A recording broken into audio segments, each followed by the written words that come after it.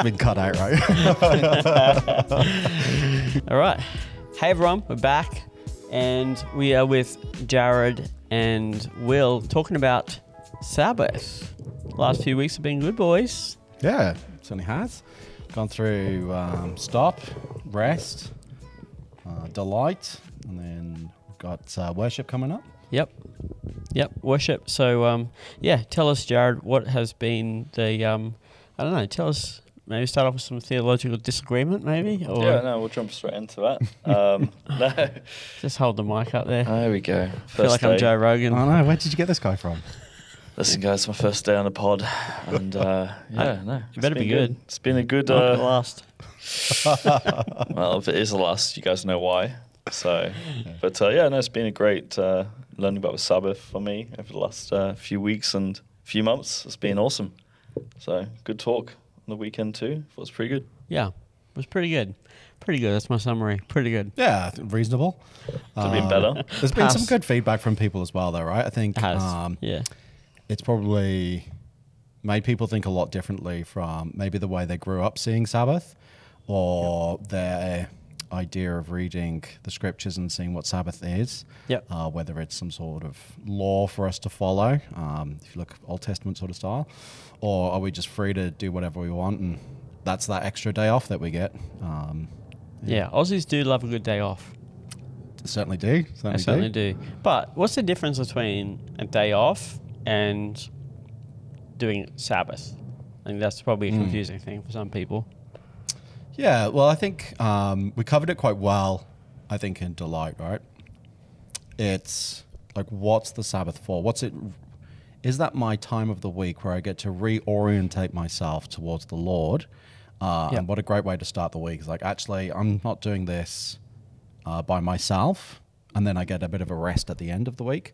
Maybe my Sabbath is the start of the week, reorientate myself towards the Lord, and that's who is actually getting me through the week and getting me through life. Yeah. So it's like, that theologian who said, like, those who Sabbath do every day differently. It's like the start of the week. It was like that first creation story where the first day was a day of Sabbath with God. Meaning before we do anything, we be with God. And that is kind of the orientation of our lives for the rest of the week. Yeah. Sort of flows in. Yeah, I think that's good. Sure. So in that case, practically, it's not really like sit on the couch and watch TV for the day and then, like that's kind of my downtime. I think it's so much of TV when it comes to downtime, isn't there? Oh. Listen, I'm not there yet. I'm just thinking about 6 days for work, 1 day for rest. How come we've got like 5 days for work, 2 days for rest? Yeah. In the Western culture, like when did that happen?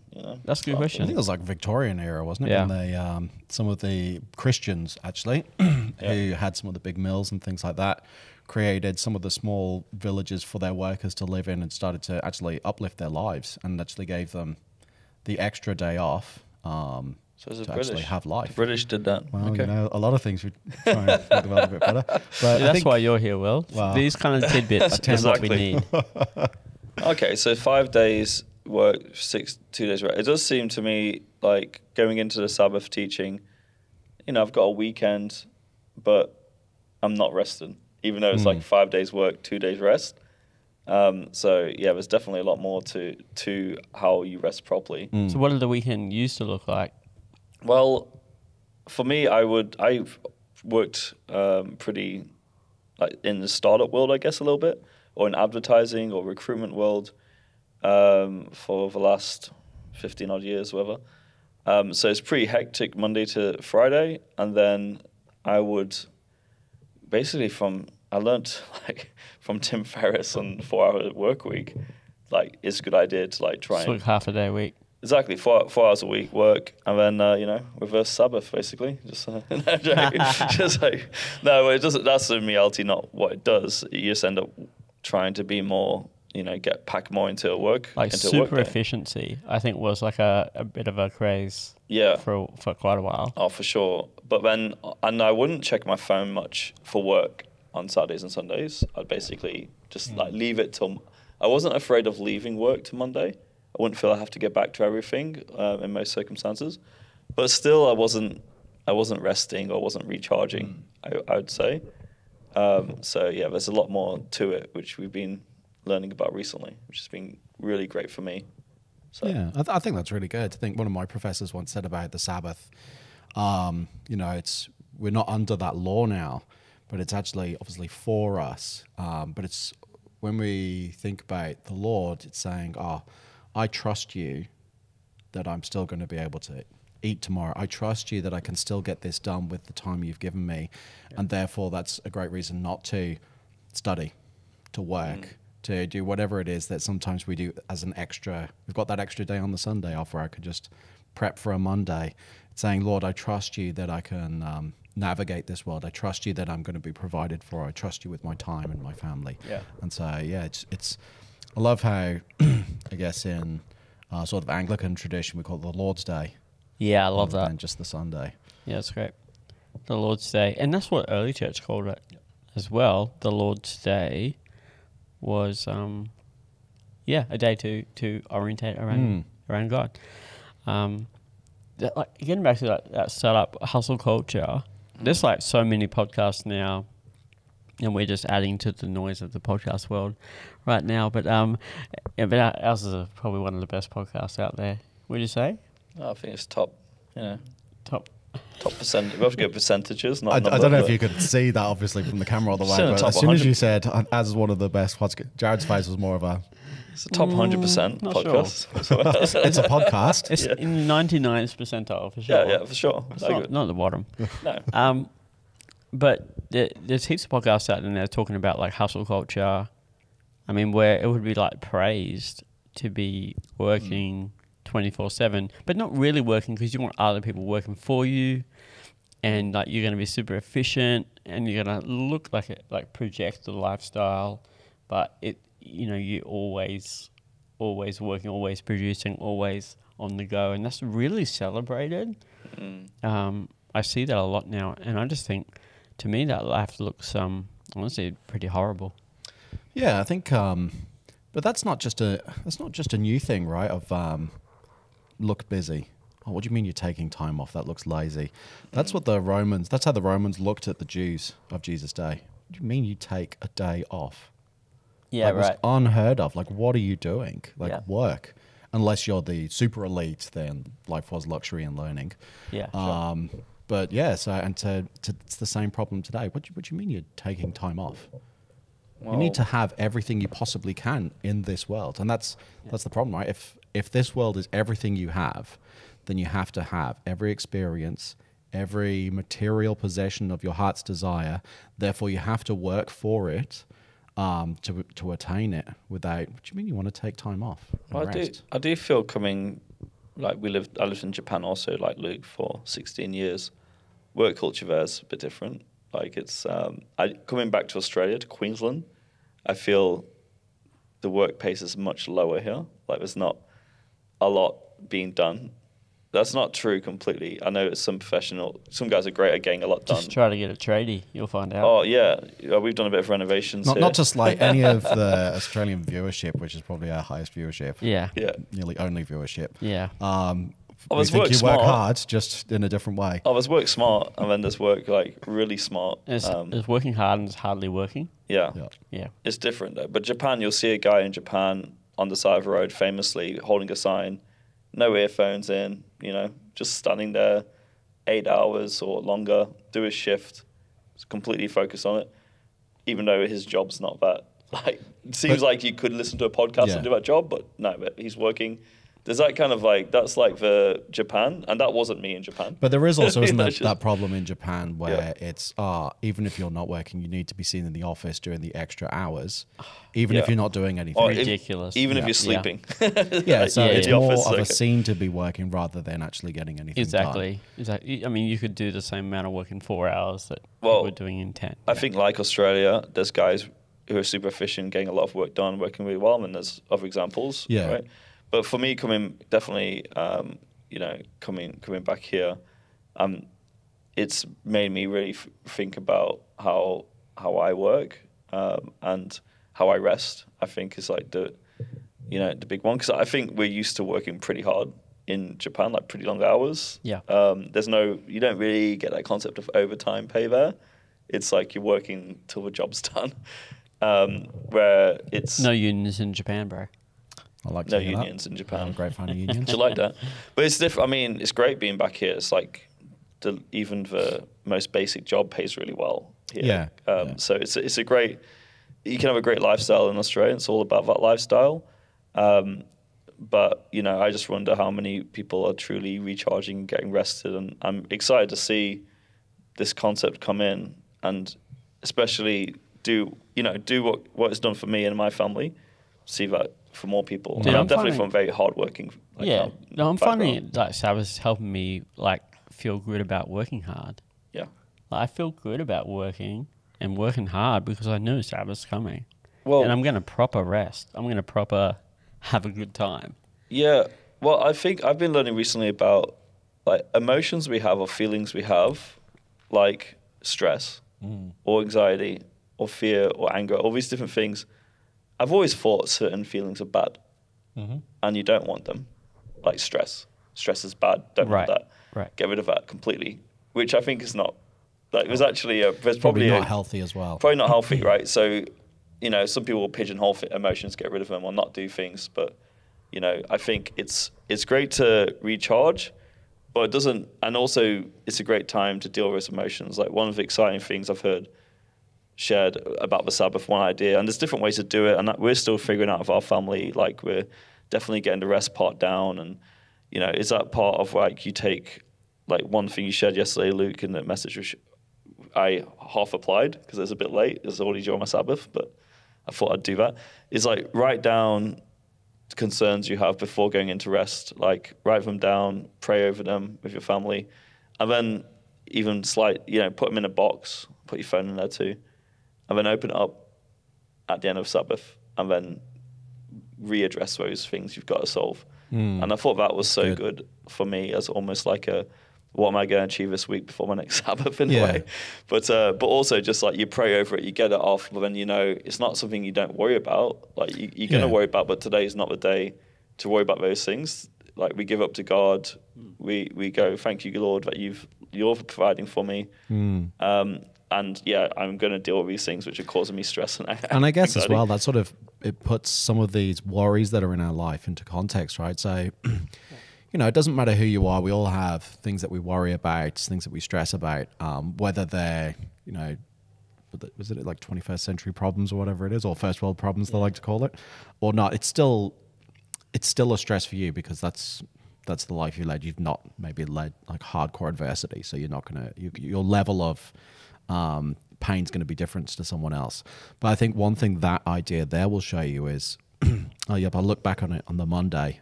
Oh, guess what? The world hasn't fallen apart. I still have my job. I still am provided for. Yeah, the problem's still there to fix, but it's not as big as maybe I thought about in the first instance when it's constantly on my mind.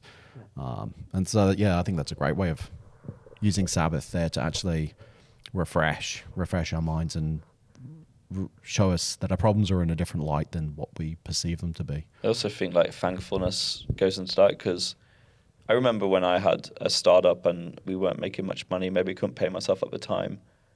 I couldn't do the things we wanted to do, couldn't have the weekends I wanted to have, but I could go to the park, you know, we could eat food, the kids have the kids don't know if you're like doing well or not. Like they get to go to the park, they get to have fun. I think there's like a certain part of it where you're like, I'm thankful for what I have, and what I have is enough, you know, even though it's not like good. What everyone else has. Yeah, you can still find rest and be thankful and be happy, even if you're, you know, it could obviously be better. Yeah, but I think there's that. I think that's a really good part of Sabbath too. It's just, and I guess I always did that. Like I was always happy with what we've had, but like it's nice to have that weekly reminder of that. I guess that helps you remind yourself of actually, am I idolizing anything in the world, i.e. possessions, things, material goods? That's why I'm working harder, not just to provide for my family, but to have all, you know, for me, an example, Luke and I were chatting before, didn't move to Australia not to have a pool. And we bought a unit recently. I still don't have a pool, not even a communal one. So don't even have a bath. So it's terrible. But but blessed enough to have You do a have a home. shower though, right? Do have 2 showers. Yeah. Okay, that's safe. A spare one. It smells alright. It smells pretty good. Can we just just quickly touch on a couple of things? So what does your day kind of look like?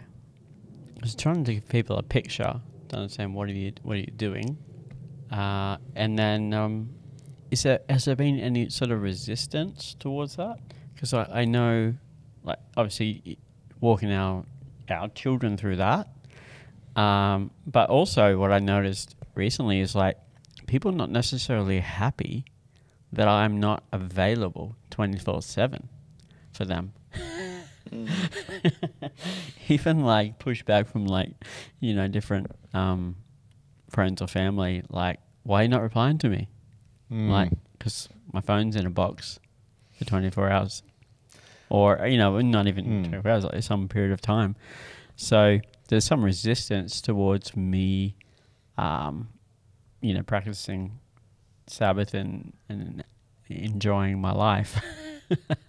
So partly that is the industry I'm in. But anyway, so what does it look like for you guys, and then what's the resistance you've had? And I think for me, so something that I've been involved with a fair few of the guys here. We've been doing some renovations in this place. It's been a while. But I think I purposely said, I'm not working over a certain period, like during the week. That's, I'll work all the rest of the time, come straight after work, do whatever. But this is where my time's for my wife. Yep. And so it's trying to do that. And one of the biggest hardships I find there is something that I put on myself personally, because I want to get stuff done. I want to have it achieved. I want things to, you guys work with me. I like to do things nicely, and take your time over getting it done really well. It's worth doing right. 100%, 100%. So if you look at some of the painting and it's not perfect, that wasn't me. But it's sometimes it's that self-inflicted pressure where it's like, I could compromise this once, and just come and do it, and then it would be finished, and I'd have a longer break. But it's always when we think, I'll just compromise this once. I'll just compromise my Sabbath this once. The next time it becomes easier. But I'm doing this for the Lord. Then that becomes easier until it's, I'm doing it for myself because I want to make myself feel better, or I want to achieve, or whatever it is. Some of the biggest pressure and pushback for there is me on myself, I would say. Yeah, sure. Okay, so that's some of the resistance you've had, is just like wanting to get stuff done, being driven a bit. That's something a lot of people can relate to. So as we've been talking about this, I think a lot of like people who are doing Christian life, like having a proper go at it. Yeah. Like, we're having a proper go. I think that's a good way to put it. Is like having a go the best you can, like actually not surface wise, but Exactly. actually trying to implement it in my life. We have like a vague sense of like I should take time for my relationships, and I should have like some margin in my life, like what have you. But we're not necessarily putting away time to be with God in a more like organized way. And so I think that's probably some like the transition that some of us are on. It's like, we vaguely took time off. Yeah. But now I'm going to say, like, I'm going to bring a little bit more organization around that, maybe from like Friday night to Saturday Ave or whatever. I'm going to actually set aside some time to joyfully delight in God. Yeah. And do proper rest.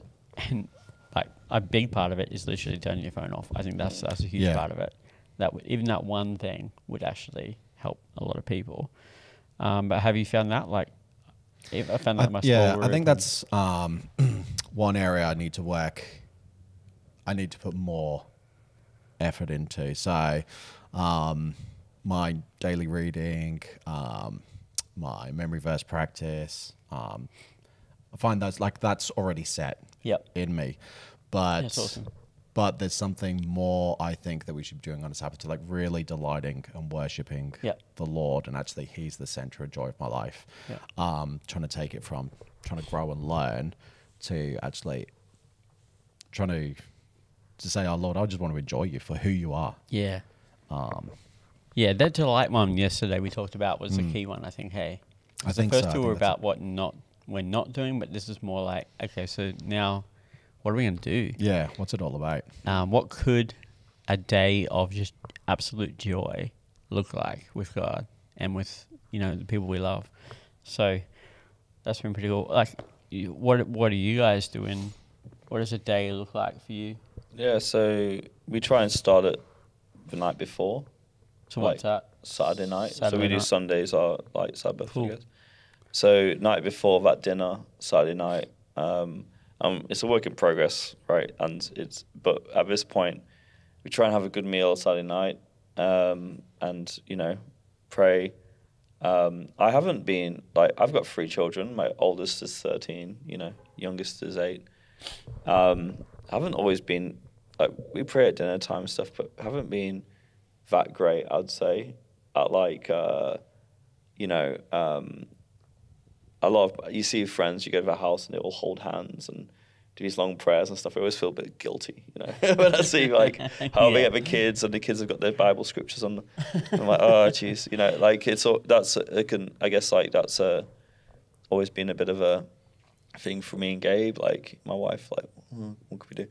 But so this is a good time each week just to pray and just talk. Put the phones away and have a great time with the kids. So I like to do fire outside too. I love fire. I think it's great. Just having a bit of a barbecue. That's a condition, isn't it? Wow. Yeah, for me it's condition. Yeah, it Fire, certainly is. Light the candles. Adding. Then just chill out that night, and then in the morning. I mean, we have an alarm. We have church, right? Yeah. So, but the way church is done here is really well. I'm starting to play. I used to play bass guitar in church years ago, but it's a big commitment. You gotta learn the songs, go midweek practice, show up super early at church on Sunday morning, and you feel like it's not really. You're working. It's basically. another work day. It's another work day. But the way it's set up, I think Future's done a great job setting it up, so it's part of your Sabbath still. So you come in at 9. They do only 2 songs. Quick rehearsal, go through. It's kind of fun to do it, and then we play. So it's not too much pressure on perfection or anything like that. So So anyway, we come in as a family early for church. Kids having a great time, and try and definitely spend a bit more time at church, just enjoying the community, being around friends, loved ones. We've known people in this. We've known each other for 15 years, and other families here too. Right. So it's great. Just that kids love coming, hanging out, chill out, take do church. It's not a long service. It's an hour 20 or something. Don't even know. But we do. We finish on time. We finish on time. Yeah, it's good. Actually doing it better there. It's good. It's been good. So we do that, and then we like to try and do a bit of a walk or something. Now it depends on the season. Like if it's raining, but definitely family activities without phones is a key. Yeah. So yesterday we did a big walk around Brisbane along the rivers. Did a 7K walk. It was a struggle for the kids at first, as always. Like getting a tradition or something going, not tradition, but getting something going is always tricky. We loved the long hikes in Japan, but it'd be so infrequent that we'd get to do it. That but it's always the first kilometers. Kids are complaining, then they start to enjoy it. So we had a great time just doing that, and then get back to the house, have a nice we had got food out, had a nice Indian meal, and then did board games with kids. So for us, it's a great time for family to be together.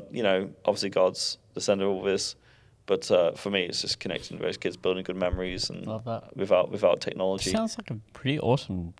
Oh yeah. 24 hours, to be honest. It sounds pretty amazing. Yeah. And I reckon, for us, we've been doing this for a bit. Obviously, I went through treatment for cancer, so I was not able to speak for quite a while. and so it was honestly pretty rough during that time to try and take time off to be with people. I just wasn't really in the room.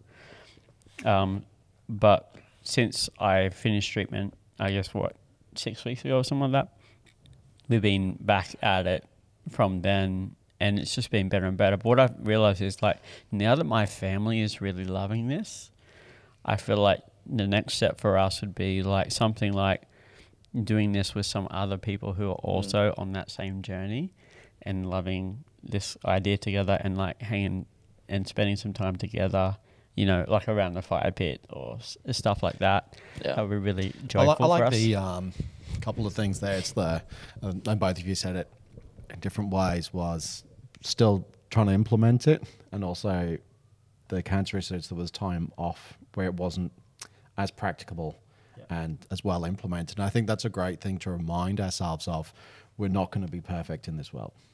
Like Philippians 1:6 is one of my favorite verses, and it's just telling you you're not going to be perfect until the coming of Christ Jesus. So don't get too regimented over failure, or where you've missed out or you've had a hiccup there now and then. That's just the time to be like, all right, we need to look at if we can do it a bit differently, or this is just a season of my life, and to get on with it. But I also love the idea of, you were saying for your next phase is to invite others in. And so I think it's easy to look after our own families or our own sort of pods of people that we like.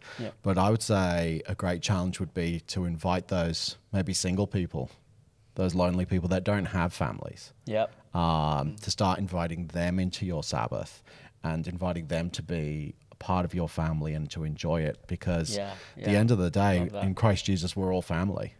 And so it's, we need to start reminding ourselves of that sometimes, that we get to share those blessings with others, and actually maybe that stewardship is what they needed to actually entrant it into their life at an earlier age. I love that. That's awesome. Yeah, definitely. Almost like adopting an extra, letting my family get a little bit bigger for a day, including others is pretty cool. So, looking forward to that. Getting into the winter weather. Yeah, it's good to just do we hung out, 2 weeks ago, right, Luke? You came over to our place on your Sabbath, not ours, but, all good, Saturday. Well, maybe he was sharing his Sabbath with you. Listen, that's right. Maybe, secret, maybe I do a double Sabbath. Saturdays. Little tip out there for you. Double Sabbath. No, but, we did do Saturday at first and switch it up, because, famously the Jews would do it on this on Saturday. So have a bit of that. Did they? Yeah. Friday night. Well, the Christians Shabbat also Shalom. used to celebrate Sabbath on the Saturday with the Jews. They'd go to synagogue together. But they go back to work on Sunday. Oh, do they? But they did used to stitch in their needles on the Friday night. So wait, so Sabbath would have started the Friday night. Wait a minute. Are the Jews right? So if you're a Orthodox Jew right now, are you working 6 days still?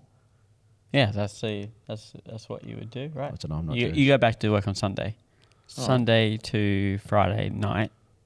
Got it. Light your candles Friday night. I mean, getting a lot, obviously pretty hardcore. Getting a lot done. That's good. Anyway, but Saturday. Maybe we should bring that back, eh? Bring that back. Well, I do think it's unless you're a business owner, then it's costly. Well, a lot of business owners end up working 7 days. That's true. Yeah. But anyway, it was good just chilling out again. There's a bit more of a, usually in my pre-Sabbath mind, if you go and hang out with someone, it's like a 2-hour thing, right? You go and have lunch, it's 2 hours, see you later. There's not that time just to chill, relax, take it slow. So you were looking at more of a transactional relationships is where I was at before. Not really, but that's kind of how it plays out. I still have to like give that. up some of my time to hang out with you. Well, even if I like you. You schedule your day in that way, where now you're doing the Sabbath vibe, you're not scheduling. It's more just there might be certain things you want to do. Let's go for this walk or something. But it's a lot more loosey-goosey, which is nice. Where you do feel it's a bit more quality. Yeah. But we got into some good conversations, eh? Yeah. On that day, because we had I don't know, we had 4 or 5 hours. Well, you had that wine you wanted to open. That's true. It was good. He was looking at all through your treatment. Well, But that's you're just true. looking at this wine you had, and you I poured it think I had over. not drank wine for like 5 months or 6 months or something. Yeah, it would have And been then like the day that we found out. And then, Yeah. well, I don't care. I'm gonna have a Well, glass of wine. That's Luke's it. wine's got corks in it. Right. I don't, Oh. I don't have corks in my Oh, wine. wow. We super had all fancy, this huh? drama that I Yeah. forgot to bring a cork opener. You can Yeah. just use a And we knife had to a push it back cork. in, can't you? No, not on the So- Sabbath. You can't. It's work. No, I'm joking. You, So we you had the sort all of the this type that drama. wouldn't spill it on the floor because then you might like tend the ground and then it might hit a seed Well, and that Exactly. might start to grow and therefore you've broken Sabbath. Boom, Exactly. done. There you No, go. well, I've got we just moved. We're still we got here a few months. We're still at the place where we just moved back to the country, 6 months ago. But I don't have there's certain things I don't have in my house still, like cork. I have one now. Shout out if you have one. I have one now. I have a corkscrew opener in case Luke comes back. It's fancy. Fancy Luke. With Yeah. fancy wines. But we didn't, so we ended up getting like the power drill. I don't know. But We had the power drill out trying to drill holes through it it. was. Wow. Oh. And then it got all the cork into In the the wine. wine. Yeah, yeah. So we're like, and then we didn't have a strainer. So we're like, Don't have a okay, strainer yet. what are we going to do? So we find this like net things that covers the food. And Yeah. we're like pouring it through the Wow. net. Was this a red wine? So did you let it aerate first or? Oh, it got aerated. I got Don't plenty worry of air, about that's for sure. it. Got netted. No, it was good. But it was just, we were laughing so long, just trying to work out this bottle. Yeah.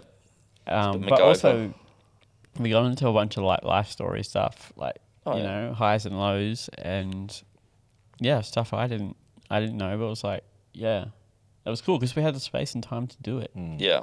It was a good chill. Gabe got to spend a great time with Zumi. Get to know each other a lot more, you know.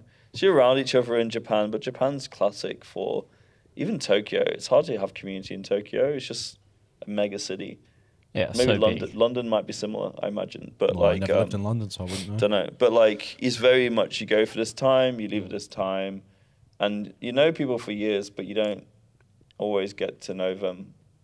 I don't even think that's a big city problem. I think that's just a people problem nowadays. It's my time is precious.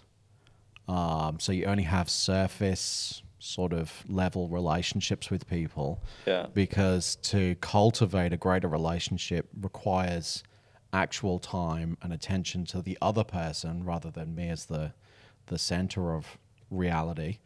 And so, yeah, I think it's something that a lot of people would struggle with, having got people all around me, but I've got no relationships.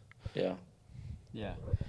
it's true. So I think that's good. That's a great place to end. But yeah, I guess that's a little picture of what Sabbath kind of can look like. Everyone's on a bit of a journey there, but I think if you're thinking about it, better just to start something Yeah. Yeah. and then sort of learn as you go. Don't scorecard yourself like, oh, I did good or bad. I think it's just more about like just taking Give it a go. steps, just like Yeah. having a go. If you never take a step, you'll never get anywhere. Exactly. So we'd love to theorize, but like the power to change your life is in the practice of, you know, that's why we call it a practice. Yeah. It's because you're practicing. It's not like, you know, it's not the big game with everything on the line. You need we're in practice every week. And I think we should encourage, especially if you're part of our community here at Future Church, to discuss with each other how your Sabbath practices are going. Yeah. What have you found great? What have you found hard? What have you found it hard? And then overcome planning or however you do it to overcome it. So other people can learn from you and other people can enjoy it. So we can enjoy this journey together of following Jesus. Yeah, for sure. Cool. Appreciate you guys. Thank you. Yeah, Hope's encouraging. We'll see you on the next one.